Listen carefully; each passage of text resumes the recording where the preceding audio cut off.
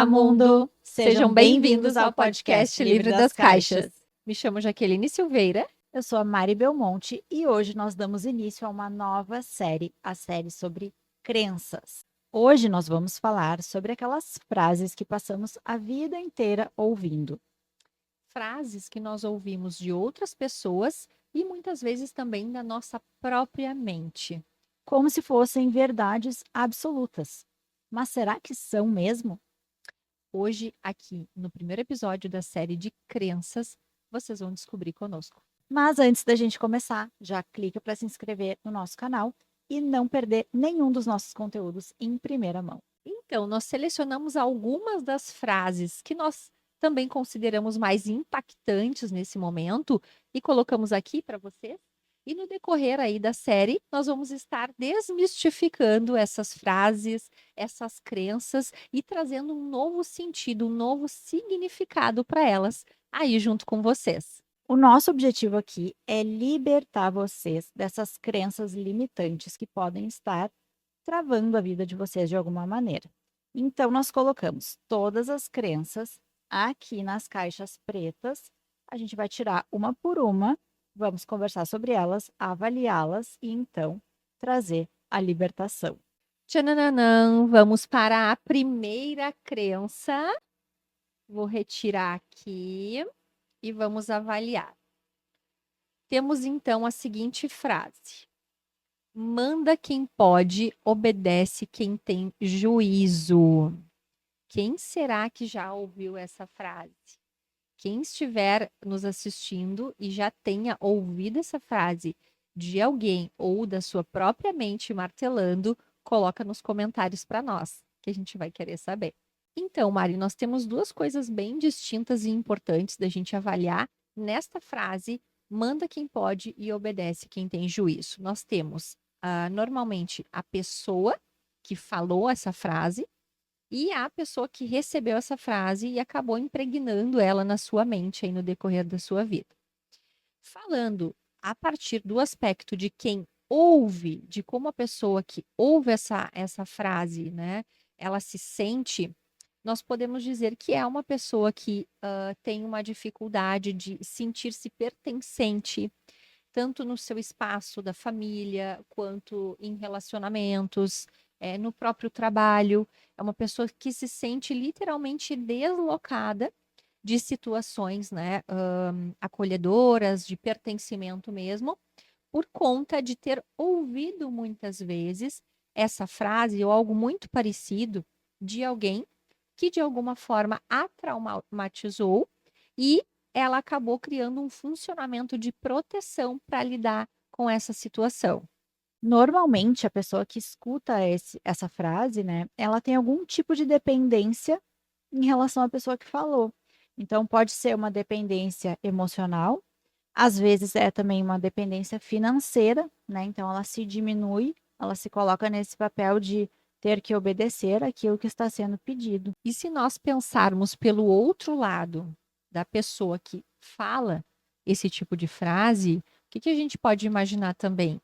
O quanto essa pessoa também tem algum tipo de crença por ter criado esse tipo de fala, de situação, né, que não é legal, não é agradável de se dizer para ninguém, né? Essa pessoa certamente ela teve pais muito rígidos ou permissivos demais. Tá? Quando acontece esse desequilíbrio, a pessoa acaba ali criando crenças, né, que não acabam não sendo adaptativas. Então, essa coisa de ter que impor algo para alguém, talvez tenha sido imposto para aquela pessoa que na vida adulta, enfim, ou adolescente, às vezes um pouco mais autoritário, tentar replicar o comportamento de outra pessoa com as demais pessoas. Então, é como se fosse um padrão de comportamento de que se alguém fez para mim, eu também vou fazer para o outro. E se isso me feriu, eu também vou ferir o outro.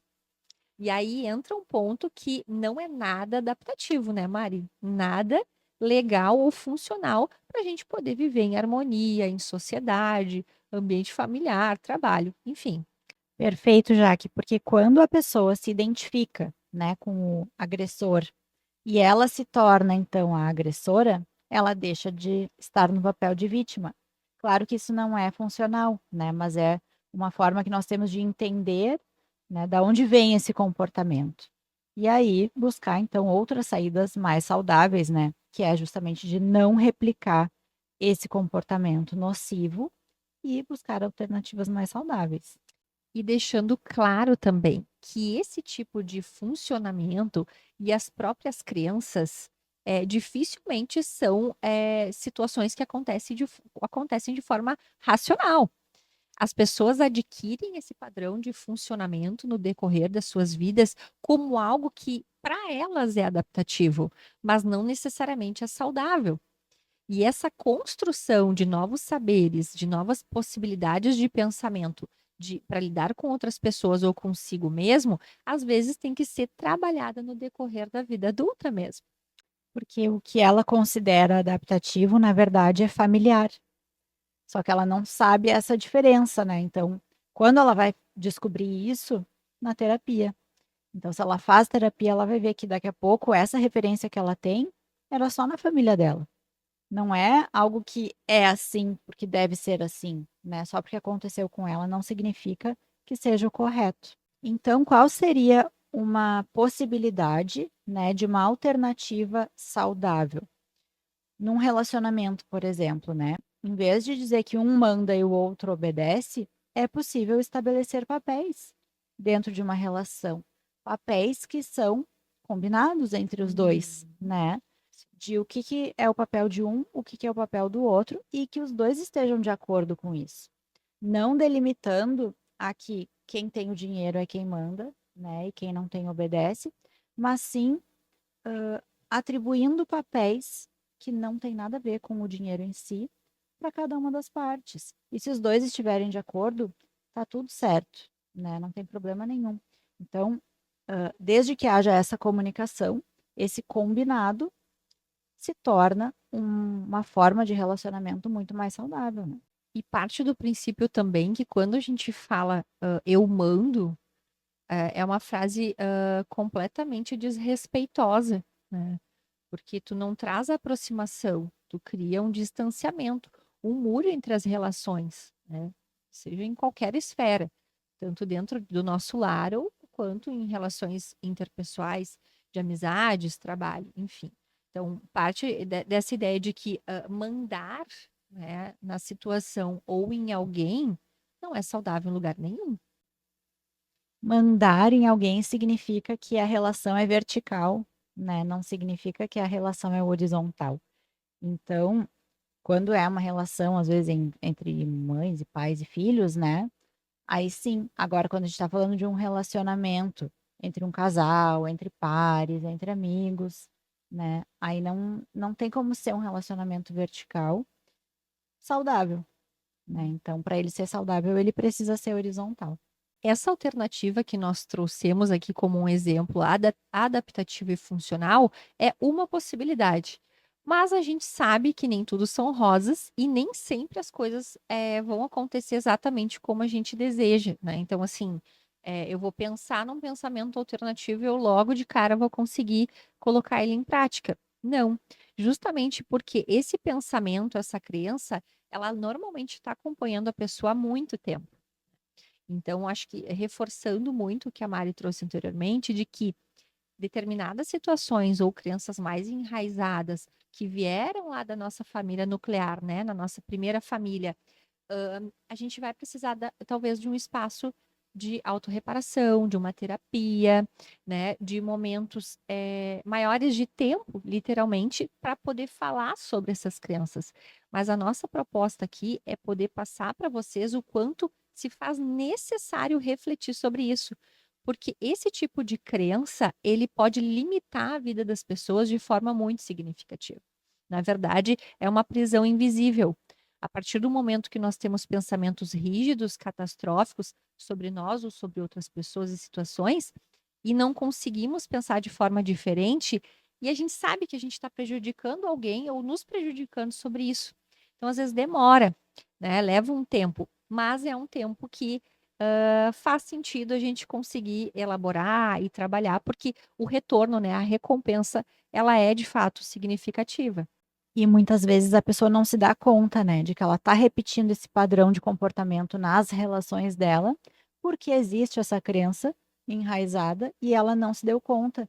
E aí ela não entende por que que coisas ruins acontecem ou pessoas se desentendem com ela, ou ela tem vários problemas que são muito semelhantes, né, similares, mas ela não consegue entender o porquê.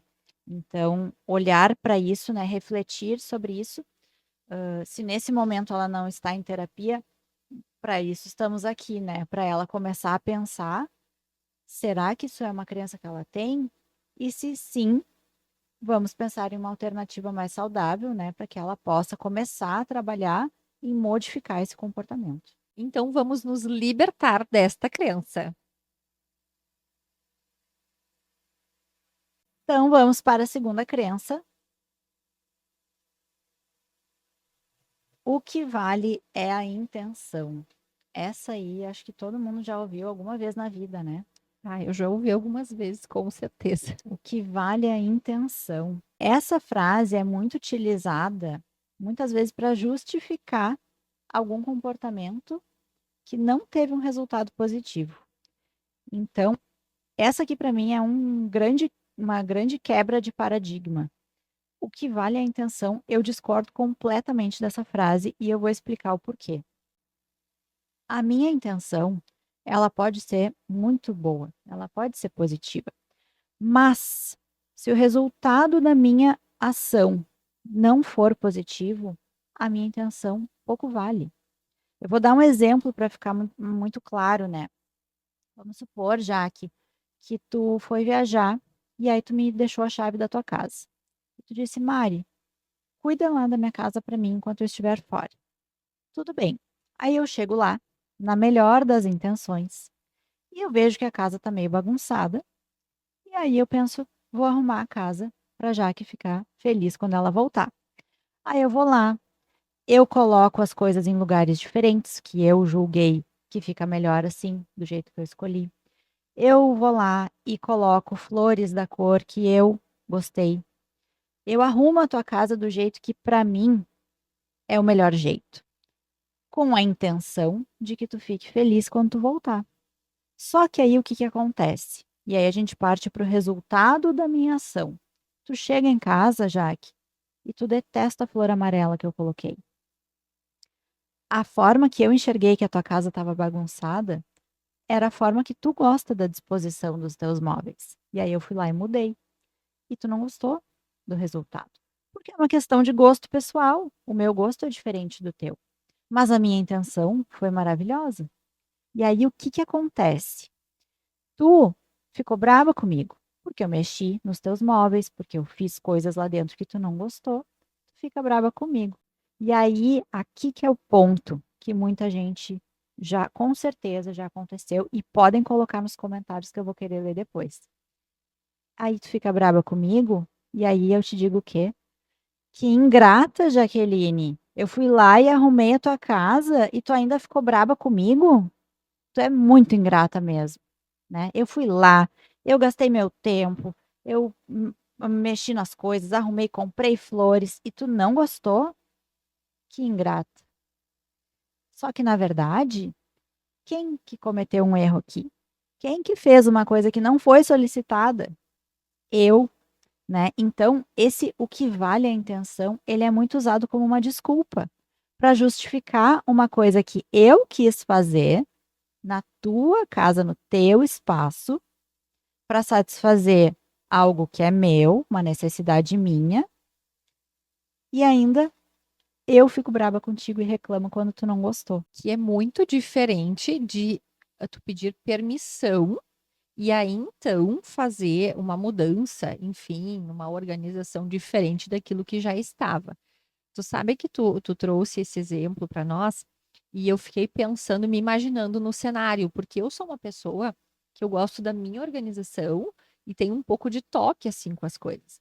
Então, se no meu espaço, no meu ambiente, as coisas mudam, sem que eu tenha feito, isso me desorganiza um pouco emocionalmente. Então, eu acho que é importante o que tu está trazendo, Mari, sobre esse exemplo desta crença, dessa fala, porque é justamente isso. Para alguma algumas pessoas esse exemplo vai ficar tudo certo, não tem problema nenhum, né? A pessoa vai fazer e não vai ter resultado negativo nenhum, mas para outras, sim. Então, se a gente vive fazendo coisas com o pensamento de que a minha intenção é a melhor, né? Mas eu não penso, tá, mas e o que que, como tu trouxe, a ação disso vai me causar? Isso é um grande problema, porque isso é uma questão de ego inflado. Eu tô pensando só no que para mim tá fazendo sentido naquele momento. Não interessa se é a casa do Uhum. fulano, da outra pessoa, né? E aí é que é o ponto principal, a questão da empatia, de eu me colocar no teu lugar. Se eu estou fazendo uma coisa para te agradar, eu preciso saber o que te agrada. Senão, eu estou fazendo para agradar a mim.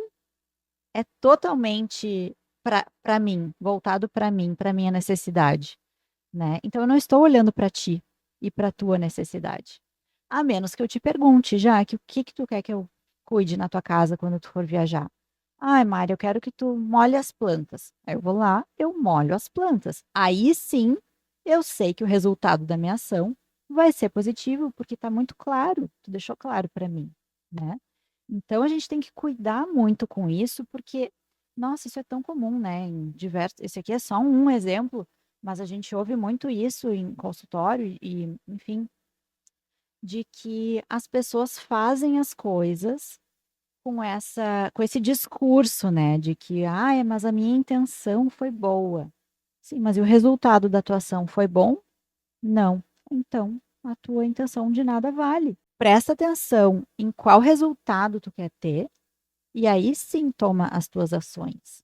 E eu acho que avaliar todas as alternativas e as possibilidades de acontecimento quando a gente tem uma tomada de decisão que vai refletir na vida de outras pessoas. Porque eu acho que, concordo plenamente, que o que vale a intenção é muito mascarado. E aí, normalmente, as pessoas que têm esse tipo de discurso, de querer fazer as coisas, às vezes, pela intenção, enfim, são pessoas que, dentro da crença delas, elas precisam agradar os outros, mas elas precisam agradar, não muitas vezes porque vai gerar um sentimento genuíno, mas elas precisam agradar para que a pessoa as elogie, dizendo: Nossa, que legal, muito obrigada pelo que tu fez. Então, às vezes sim, é algo que é bem mascarado, essa frase aí dessa crença de o que vale é a intenção. Uhum. Concordo plenamente. Então, a dica, né, que fica aí de estratégia é sempre pensar no que o outro realmente gosta, né, o que que ele realmente quer de mim. E não eu empurrar a goela abaixo uma coisa que eu acho que vai ser boa para ele, né. Então se eu te trouxer aqui um presente, que é uma coisa que eu sei que tu não gosta, esse presente mas eu acho que vai ficar bem em ti, aí eu vou lá e te dou e quero que tu use, né, porque eu acho que vai ficar bem em ti, mas daqui a pouco é uma coisa que tu não gosta. Então não faz sentido nenhum, né. Então se a Uhum. intenção é agradar, deixar o outro feliz, fazer algo pelo outro, tem que ser alguma coisa que o outro goste, queira, precise, tenha pedido, né. E às vezes se torna até algo muito manipulador, persuasivo, como esse exemplo de aí a pessoa diz: Nossa, mas eu não gostei, tu mexeu na minha casa. Ah, mas como assim, sua ingrata, seu ingrato?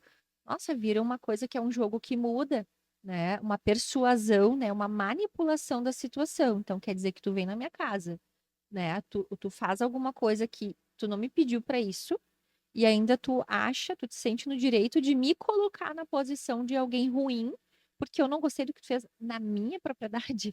É uma total inversão da realidade, né. A gente vê muito isso, é o que tu falou, é manipulação, a pessoa manipula, ela inverte, né, o jogo para parecer que, né, a Uhum. culpada é a outra pessoa. Que sou muito bem intencionada, né? Isso. Então, nossa, que uau! Tô esperando uma estrelinha, um nota 10, né? Pela É. uma coisa que daqui a pouco a outra pessoa até ficou descontente, com raiva, enfim, né? E se alguém se identificou com esse papel de faço e o que vale é a intenção, tenta repensar. Porque, de fato, se a gente for por uma via mais empática, né, de olhar para o outro, além do meu umbigo, talvez não seja bem assim, não, hein? essa ideia de que eu tenho a melhor das intenções. Então, fica aí uma sugestão, né, de uma reflexão bem importante, considerável, para se melhorar, né, a forma que se lida com as outras pessoas. Então, nos libertamos de mais uma crença. Então, vamos para a próxima crença.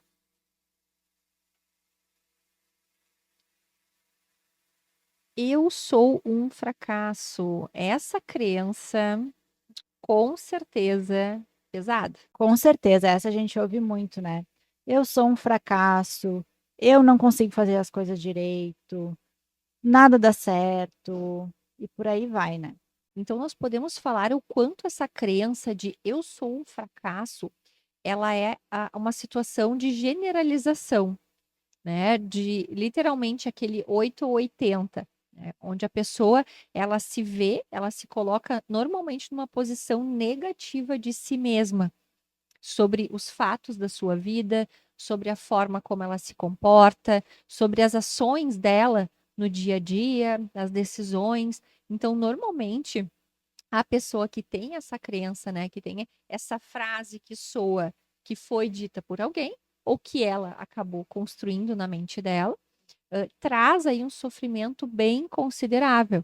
E a gente vai falar sobre isso, e eu acho que vai ser bem relevante, Mari, porque muitas pessoas, eu particularmente, já ouvi falando sobre essa rotulação, essa generalização, de uma forma que realmente não faz muitas vezes nem sentido para a vida que a pessoa tem, para as coisas que ela conquistou, né, pela família que ela construiu. Então, realmente, é uma crença muito forte. Tem um exemplo que é muito comum, né? A gente ouve muito também em consultório, que é a pessoa começa a fazer uma dieta. Aí na cabeça dela, a dieta tem que ser 100% do tempo. Então, assim, ela fez a dieta por 7 dias. No 8º dia, ela comeu um quadradinho de chocolate.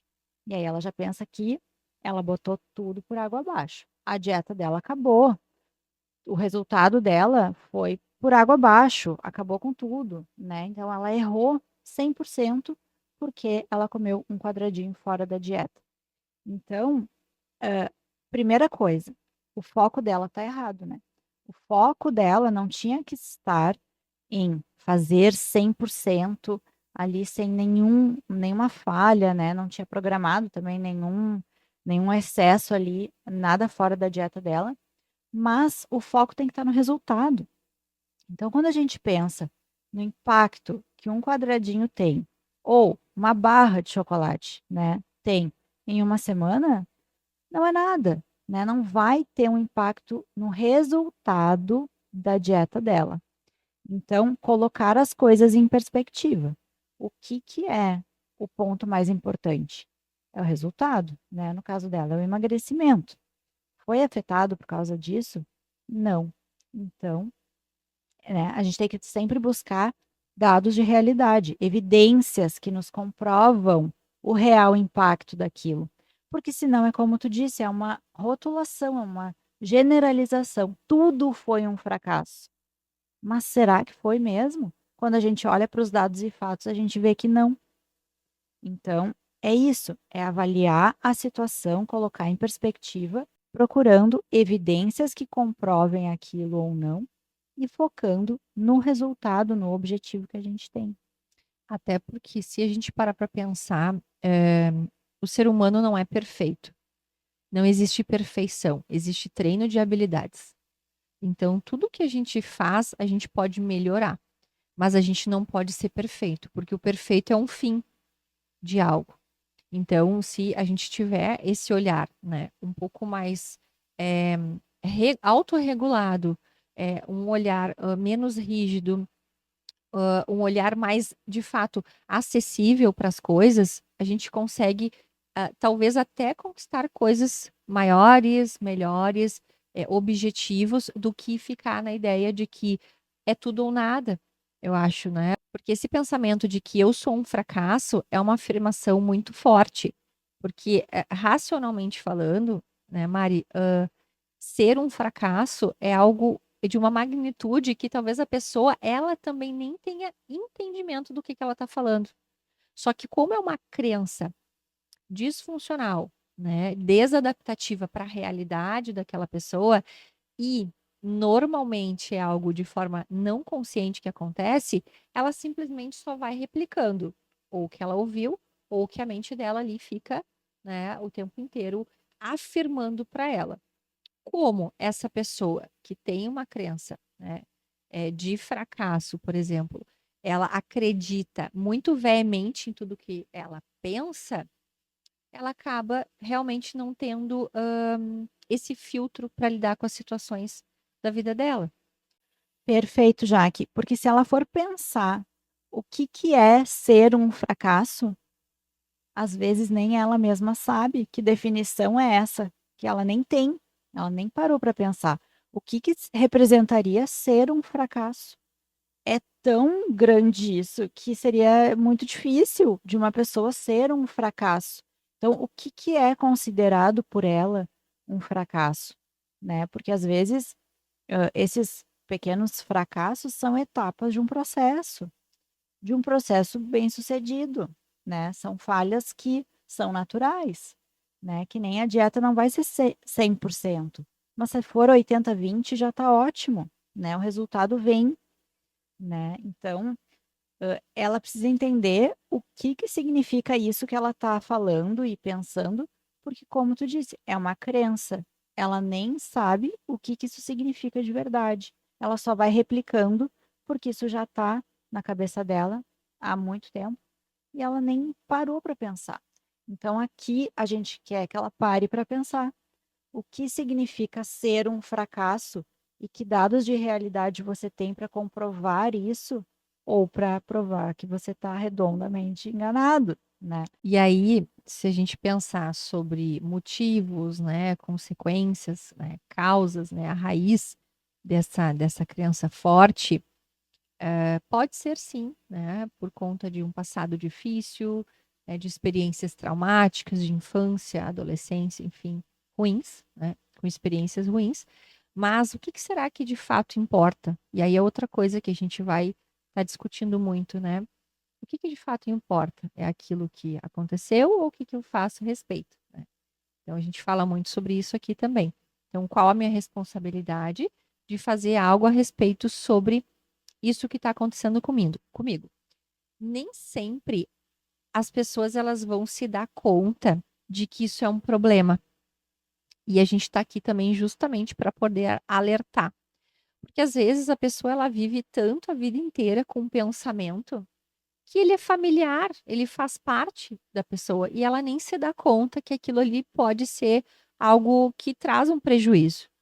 Então, vamos pensar sobre, né, quem estiver aí nos assistindo e de alguma forma tenha algum pensamento que soe parecido com esse ou igual a este, é um grande sinal de alerta para você poder refletir sobre isso, nos ouvir aqui, nos assistir e entender as alternativas que tu pode ter, né? Que essa pessoa ela pode ter para lidar de forma diferente, ter uma vida mais saudável, mais leve, né? A partir aí de um autoconhecimento para lidar com esse tipo de crença. Então, nos libertamos desta crença. Próxima crença, então. Vamos ver. O fruto não cai longe do pé. Essa aqui também é uma clássica, né? E aí vamos por partes, né, Jaque? O fruto não cai longe do pé. A gente pode interpretar essa frase, né? Ela é comum quando uma pessoa repete um comportamento que é de outra pessoa, né? Então, geralmente de pai e mãe, familiares, né? Família nuclear. Se torna um problema quando vira um rótulo, né? Quando vira um rótulo e com uma conotação negativa, né? Então, a pessoa fez um comportamento ruim, que é semelhante da outra pessoa, e aí ela é rotulada como, ó, só podia, né? O fruto não cai longe do pé. Agora, a gente pode pensar que nós somos formados, né? Nós crescemos dentro de uma família e alguns desses comportamentos aprendidos nós vamos replicar, porém, nós temos, enquanto adultos, livre-arbítrio. Então, nós podemos escolher os comportamentos que nós queremos repetir e os comportamentos que nós não queremos repetir, nós temos total liberdade de mudar isso, ou procurar mudar, né, características que não nos agradam e que nós, enfim, padrões de comportamento que nós não queremos ter, né? Então, não dá para dizer que a gente concorda 100% e nem que a gente discorda 100%, né, Jaque? E essa frase, o fruto não cai longe do pé, ela pode ser muito preconceituosa e gerar um sentimento bem negativo na pessoa que está ouvindo. Às vezes, com entonação ruim, de raiva, vou dar um exemplo aqui. Uma mãe, né, às vezes, por exemplo, separada, que diz: Ah, mas tu é igual ao teu pai. Tua vida inteira faz X coisa muito igual ao teu pai.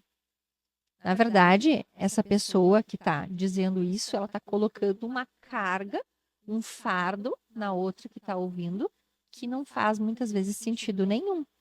Porque, vamos pensar, que por mais que a gente tenha semelhança com os nossos pais ali, né? Nossos cuidadores, nós não somos eles. Né? E o quão importante é a gente poder avaliar. Quem diz isso, né, de certa forma, pode estar agredindo, às vezes até alguém que ama, alguém que se importa, e só por simplesmente falar a frase e achar que não vai estar tendo consequência nenhuma, a outra pessoa que está ouvindo pode sentir como um problema. É bem isso, né? Quando uma pessoa ouve essa frase, geralmente é porque ela fez uma coisa que o pai ou a mãe não gostou, né? E aí ele vai lá e te diz: tu é igual ao teu pai ou tu é igual à tua mãe, como uma crítica, né? Como uma crítica à pessoa e também ao pai e à mãe, né? Então, e além de ser uma crítica, é uma forma de comunicação violenta, né? Então, como tu disse, só traz uma carga negativa, pejorativa, não vem nada de bom desse comentário. Esse comentário, ele é também, muitas vezes, uma forma de extravasar a sua frustração, né, com o pai e mãe ali, né. Claro que também, às vezes, ela pode ser usada de uma forma positiva, né, quando tem um comportamento positivo que é igual ao do pai e da mãe, e o outro comenta, né, "Ah, o fruto não cai longe do pé". Mas, assim, o que nós vemos como um problema é quando vira um rótulo, né. Então, assim, como se a pessoa tivesse fadada a ser igual, exatamente igual àquele pai ou àquela mãe, né. E como tu disse, Jaque, nós não somos eles, né, nós somos pessoas que têm características, têm comportamentos aprendidos, têm referências, né, mas nós não somos eles. Então, podemos dizer que estamos livres dessa crença. Uhum. Então, vamos para a próxima crença. Preciso ser perfeito, não posso errar. Ah, essa aí. Nossa, tem tanta gente que vai se identificar com essa. Ela é parecida com eu sou um fracasso, mas não é igual. E a gente vai explicar aqui por quê. Pensando em frases aqui, né, Mari, que nós ouvimos recorrentes, né? Por exemplo, o que a gente pode avaliar dessa crença, né? Uma pessoa que tira um 8 numa prova, tá, de 10. Ela considera que o desempenho dela é ruim. Quando ela tira 10, o pensamento dela é de que, mas essa prova ela estava muito fácil, por isso que eu tirei 10. Então, é um pensamento que ele tem uma ampliação das coisas ruins e uma minimização das coisas boas. Então, esse indivíduo, ele sempre somatiza os fracassos dele, que podem ser fracassos ali naturais, né, de coisas que acontecem no dia a dia, no cotidiano, e ele vai minimizar, né, as potencialidades dele. Né? Então, a ótica, a lente que essa pessoa ela enxerga os acontecimentos da vida dela é muito crítico, é rígido, né? Acaba sendo doloroso para essa pessoa. Perfeito, Jaque. É importante colocar em perspectiva, né? Então, se eu tirei 8 de 10, não é bom o suficiente, porque eu poderia ter tirado 10, né? Poderia ter sido melhor. Agora, se eu tirei 10, era a prova que estava muito fácil. Então, nunca tá bom o suficiente, né? Nunca tá bom o suficiente, por quê? Porque nunca tá perfeito, Mas é essa que é a crença irreal. Não existe perfeição, né? Existe a gente se esforçar para ser cada vez melhor, né, do que nós fomos ontem. Mas essa perfeição idealizada, ela é irreal, né? Então, é uma crença disfuncional. E normalmente são indivíduos que têm uma forte dificuldade de se conectar à sua vulnerabilidade, a sua vulnerabilidade existencial mesmo, como ser humano, que todas as pessoas sentem, né? Então, existe um prejuízo muito significativo a nível de sofrimento psíquico, né?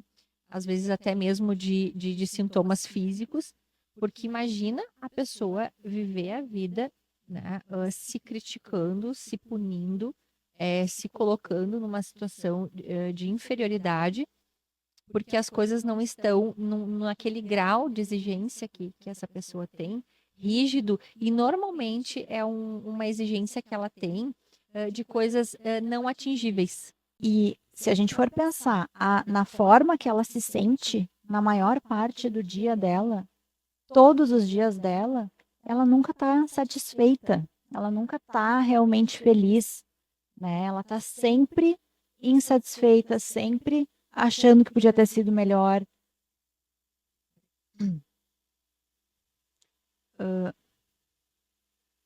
Sempre achando que não está bom o suficiente. Olha que sentimento ruim de passar a sua vida tendo esse sentimento, né? Não tem aquela sensação de, nossa, eu consegui, eu fiz, né? Tá bom, eu gostei do resultado, né? Então, é uma autocrítica muito alta. Como a gente fala às vezes, né, a mão pesada, né, sobre si, assim, né, um julgamento muito forte, né, uma desqualificação de aspectos positivos do que faz. E aí, se a gente for parar para pensar em modos de funcionamento dessa pessoa lá atrás, né, infância, adolescência, possíveis causas, né, situações que esse indivíduo ele experienciou para se sentir assim, certamente ele foi alguém muito criticado, muito julgado.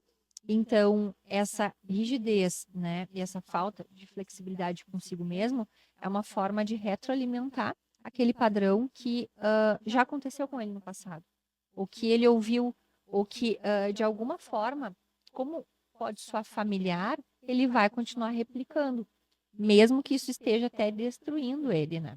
Perfeito, Jaque. Essa questão de ser familiar é o que a gente precisa prestar atenção, né? Muitas vezes nós nos sentimos confortáveis no que é familiar, mesmo que isso não seja algo saudável. A gente só se sente confortável porque é familiar, porque nós já estamos acostumados com aquele padrão, que nós já ouvimos isso muitas vezes na infância, na adolescência, né? Então a gente precisa fazer essa avaliação.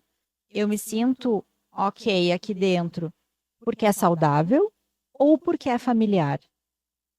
Né? Porque muitas vezes é familiar, mas é disfuncional. Então, só porque foi disfuncional lá na nossa infância, não quer dizer que a gente precise continuar sendo disfuncional na nossa vida adulta. Então, nos libertamos de mais uma crença. Maravilha. Temos duas crenças ainda. Vamos para a próxima. Enquanto morar sob meu teto, vai seguir minhas regras. Essa aí, quem já ouviu essa aí, conta para nós aqui nos comentários que a gente quer saber. Bom, com essa aqui a gente vai ter que concordar, né, Jaque? Porque quando a gente pensa que nós estamos em um lugar, né, que é de uma outra pessoa, nós temos que ter bom senso, nós temos que ter respeito e nós temos que saber que naquele ambiente as coisas funcionam daquela maneira. Nós precisamos nos adaptar, né? Um dia, né, quando nós tivermos a oportunidade de ter o nosso próprio espaço, nós poderemos criar as nossas próprias regras. Isso acontece quando as pessoas saem da casa dos seus pais, né? Elas conseguem, então, descobrir que regras são essas que para elas fazem sentido, né? Algumas elas vão manter, outras elas vão mudar, mas elas vão poder construir a sua própria identidade, os seus próprios hábitos, né? A sua própria rotina, enfim, as regras que elas acreditam que faça sentido para elas, né? Claro que essa regra, ela não precisa ser imposta ou apresentada de uma forma agressiva, numa comunicação ruim, negativa, né? Ela pode ser conversada num diálogo, né, tranquilo, educado, né, de fato respeitoso, entre as partes que são, né, os proprietários, os donos da casa, os provedores, né, com a outra parte ali que está, de certa forma, dentro da hierarquia, né, abaixo de quem está provendo aquele espaço, né. Quando a gente fala de regras, né, qualquer ambiente que nós estamos, né, viver em sociedade também tem regras. Então, tanto na casa dos pais, né, ou de alguma pessoa, né, que a pessoa esteja morando, o quanto em qualquer outro lugar, vão existir regras. Então, nesse caso, seja um adolescente, uma pessoa adulta, entender que as regras do ambiente são inseridas pelos donos da casa, pelos pais, né, por exemplo, não necessariamente precisa ser algo ruim, né? Existem coisas que podem ser discutidas e entradas num comum acordo, né, com diálogo, com escuta, né, com acolhimento, para que não sejam tão pesadas. Mas sim, nós concordamos que existe uma hierarquia. E quando a gente fala de pais e filhos, por exemplo, pais são sim figuras de autoridade. E os filhos, eles não estão num pé de igualdade com seus pais. Não. Isso pode, muitas vezes, até soar de uma forma negativa aí para um adolescente, um adulto jovem que ainda more com seus pais, mas essa é a verdade.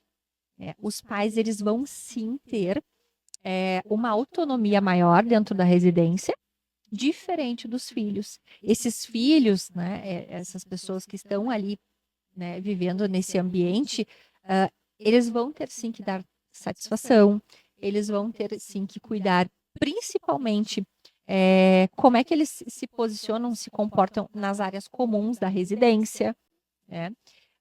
Então, assim, nós concordamos, porque de fato faz sentido existir essa hierarquia e esse respeito, né, com relação à casa do outro, enfim, porque como tu trouxe, Mari, quando a pessoa amadurecer, enfim, ou tiver a possibilidade de estar no seu próprio espaço para dizer que é seu, ela também vai ter as regras dela e aí sim ela vai entender a importância desse papel, que não precisa ser, como eu disse antes, algo reforçador de sentimentos ruins. Não precisa ser, nossa, essa pessoa está me impondo X coisa.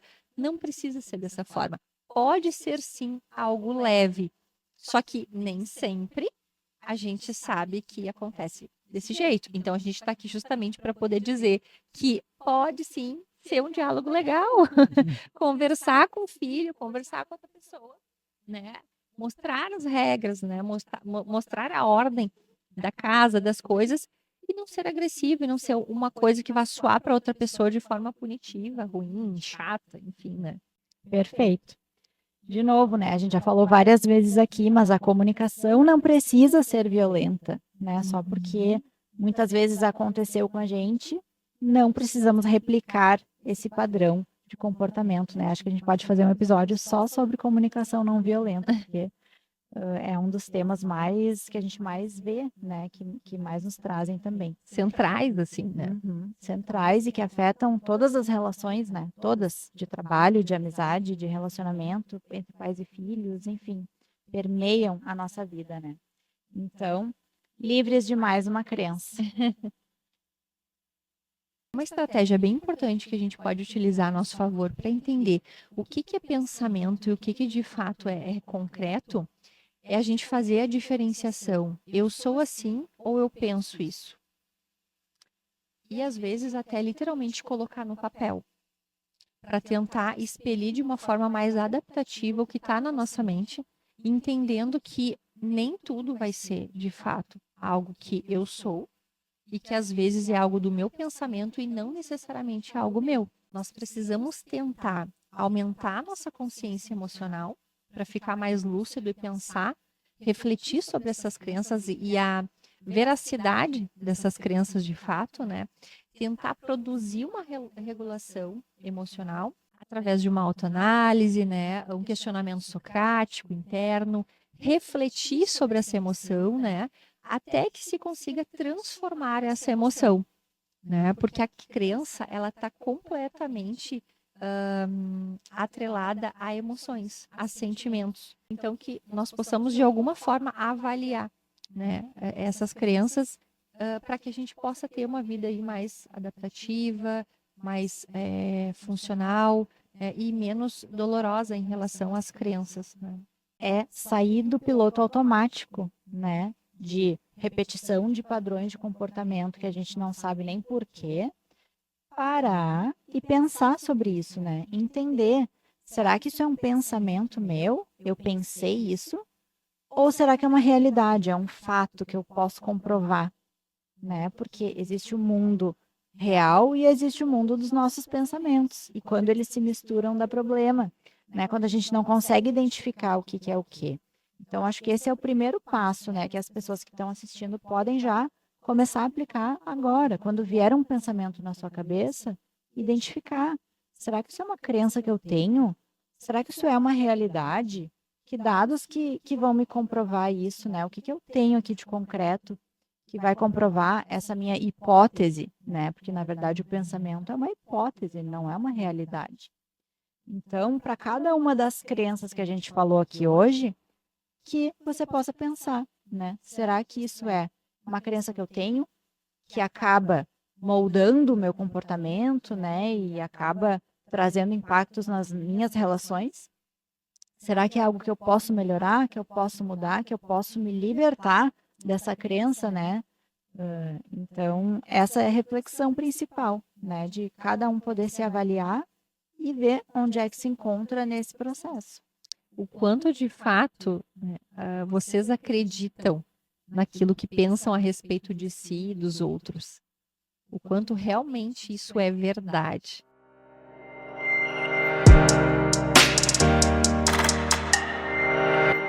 E já coloca aqui para nós nos comentários quais são as crenças limitantes ou frases que você ouviu ao longo aí da sua vida para a gente colocar no próximo episódio da série sobre crenças. Nos vemos então no próximo episódio da série Crenças.